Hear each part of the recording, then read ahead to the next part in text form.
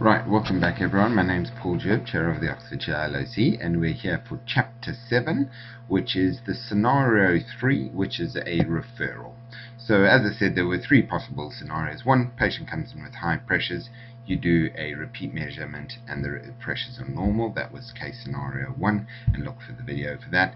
Case scenario 2 was patient came in with high pressures, the initial repeat was high. That is scenario number 2. And then scenario number 3 is basically they come in and you're going to have to repeat the measure on a separate occasion, which will be today's date, and it's going to result in a referral. Now, if the pressure on this reading was low, so it was below 21, that would end up like scenario 1. So when you close down the patient, it would just tell you to send a letter to the GP telling them that their pressure was fine on the second repeat, but obviously that's exactly the same as scenario 1, so I'm not going to make another video about that. This is going to be scenario number 3, which actually ends up in a referral. Alright, so don't you remember Mr. Paul Smith, who we saw earlier? He had his pressures repeated. Here he is on our list here. We did that repeat. Now I just changed the date to the 6th of the 9th a couple of days ago just to make sure we can do a repeat. And basically his pressures were high, so the system told us bring him back on a separate day, so we booked him back for today and we're going to add those pressures in there. So if we hit add, very simply comes up, tells you what the initial pressures were when you did them, etc., and you can add the second repeat. So you just put in today's date, which is the 9th. It falls in the Goldman for me. And as I said, if the pressures here were, let's say, 19 and 19, and I clicked save, it would go through the same as scenario 1, but we're not going to do that. We're going to have the pressures as still high, so they're going to be 23 and 23 again on the second repeat. It is better to do it at a different time of day, so I did it morning. I've decided to do this one in the afternoon. Alright, so this patient basically has high pressures because you've done 3 measurements and then 1 NCT. You double checked your NCT with Goldman, it was still high. You double checked it again with a Goldman at a different time of day on a different day, it's still high. This patient is ocular hypertensive. They need to see under the NICE guidelines, they need to see an ophthalmologist or a optometrist with the right skills, which we could add later, but for now it's going to be a referral to the eye hospital. So you would click save. And again, the system is going to tell you what to do. It's pretty self-explanatory. So it says here that IOP at second repeat of either eye is greater than 21. Patient is aged less than 65 years and was over 21 at the first repeat. So everything that the guidelines tell us should be a referral, and it tells you here the patient should be referred. Please complete the form below to be able to print the referral form. So you would just go and put in their telephone number, and you have to add in a couple of details here. So you've got to add in their prescription,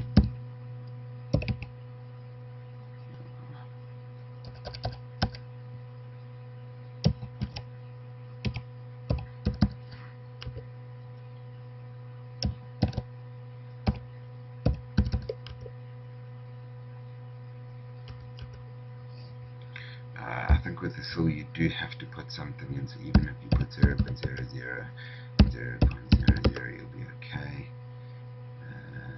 And axis 0, axis 0.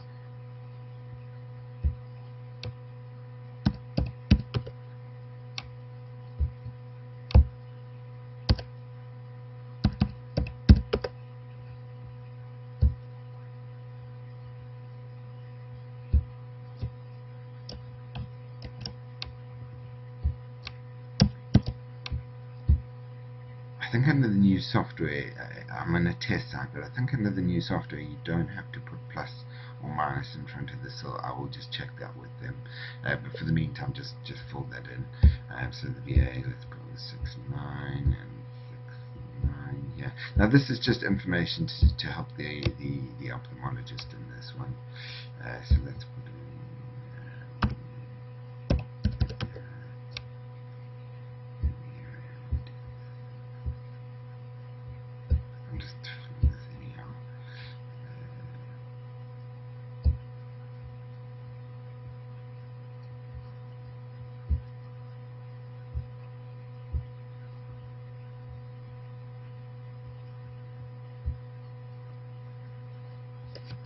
Okay, so you filled in the information that you need to. Remember, the boxes with the red mandatory fields are the ones without, so I didn't put in the best corrected VA or the previous best corrected VA, and you can obviously add those in. So basically, again, the pink tells you what's happening. So IP at second repeat of either I is greater than 21 and was over 21 at first repeat, it's going to refer the patient. And if you go to that practitioner sign off, alright. So under referral scenario now, it says a referral letter and summary of the assessments you have made for this patient will be generated and faxed to the patient's GP. Where the patient requires referral using choose and book via their GP, then the system will generate the referral letter and fax this directly to your patient's GP. So that's what's going to happen. So this is going to set up a fax directly. So you don't actually have to post this one. It's going to set up a direct fax and send it straight to the GP. And the reason we've done this is because it means those patients that are referred, it automatically happens. So the ones that you get in, if you remember case scenario 1, I said you needed to print it out and post it to the GP. And that is simply for the fact that it's not an urgent patient. You've seen the patient, the pressures were still fine, you're just sending some information to the GP. But this is an actual referral, so what we wanted the system to be is automatic. So because it needs to be referred, it'll do a fax and you don't need to post it. There's no risk of it getting lost. It's going to end up in the GP's fax inbox ready to go. But you do need to choose the different scenarios that there are for this referral. So there are 5 of them, and it is all in the layers. So if you can't remember, go through and read the layers, but I'll go through them one at a time. So number 1 is your standard one, action required. So routine referral using choose and book to the glaucoma screening clinic due to repeat pressures over 21. This is going to be most of your patients. So the system will automatically generate and fax a copy of this referral letter to the GP. So in this case scenario, pretty straightforward, high pressures, I want action required, I want them to be booked in to go see Mr. Salmon's clinic. Alright. Option number 2 is the patient has decided they don't want to be referred. They said they've done the repeats, they just don't want to be referred. So you have to note that down, no action required for the GP. So it will still send the information to the GP.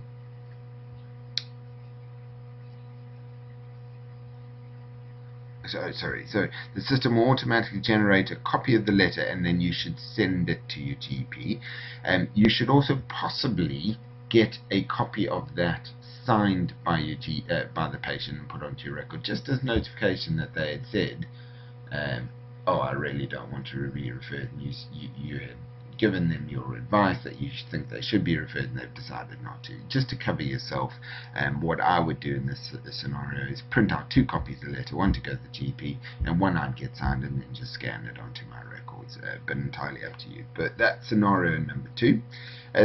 Scenario number 3 is again no action required, and this is because the patient this time says they want to go privately. So he says, I know an ophthalmologist who works in Oxfordshire, I'd really like to go see them.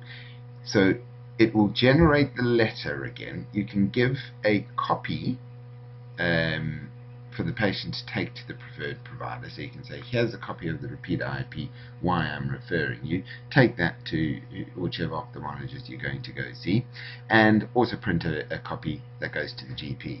Now on that GP letter, it's going to say no action required. So basically whatever you click here, it's going to come out printed nice and big on the letter so the GP knows whether it's action required or no action required. So the first one, as I said, is action required. The next 4 will be no action required. So that was third scenario, which is private referral. Fourth scenario, the patient is already under the care of an ophthalmologist for another condition, and a report has been sent to the ophthalmologist. So you might have a patient who is being treated or being seen every year by the AMD clinic or for some other reason at the eye hospital, and rather than set up another referral if it's just higher IOPs, what you might want to do is just send a report to the ophthalmologist telling them that they have high IOPs, so that on their next appointment they can decide what they would like to do from there. And again, it's no action required for the GP again, but it'll generate a referral form, and you should send that then to, let's say if it was Miss Down's clinic, you should send it off to them with a covering letter, and the copy should then go to the GP as well. Right. And the final scenario is also no action required, which is where the patient has previously been referred with raised pressures and may require ocular hypertensive monitoring in accordance with NICE guidelines. Now, obviously, we at the moment are trying to set this up in Oxfordshire, but we don't have it at the moment. So there is a gaping hole in the process, because you will see this patient, their pressures will be high. You're going to refer them. Let's say this was 2012. I referred the patient with action required here. They went and saw the eye hospital. The eye hospital saw the patient. Yes, the pressures were slightly raised to 23, but they had high central corneal thicknesses. The ophthalmologist at the hospital discharged him and says, go back and see your optometrist every year. And they unfortunately are going to come through the system every year. Now, under the NICE guidelines, you have to refer them back in. However, this gives the GP an opt-out. So you will send the letter to the GP, and it will give them the option that they might want to refer this patient in.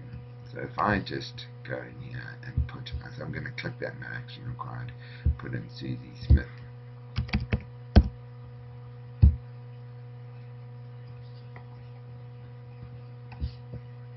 Put the referral.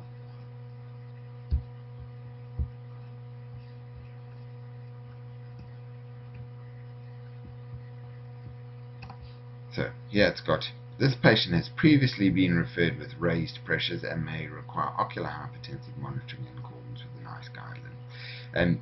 That one was put in there because the GPs want the ability to stop this referral if they wish to, but it also then takes the pressure off you as an optometrist. You've done the screening, you've said the pressures are high, and you've completed all your obligations in terms of the NICE guidelines, so you've made sure you've done everything that you should do with that.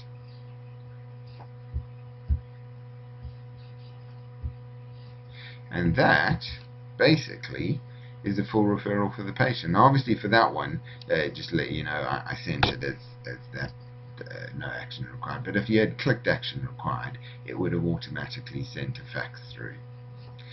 In the next video, I'm going to move on to the referral delivery status.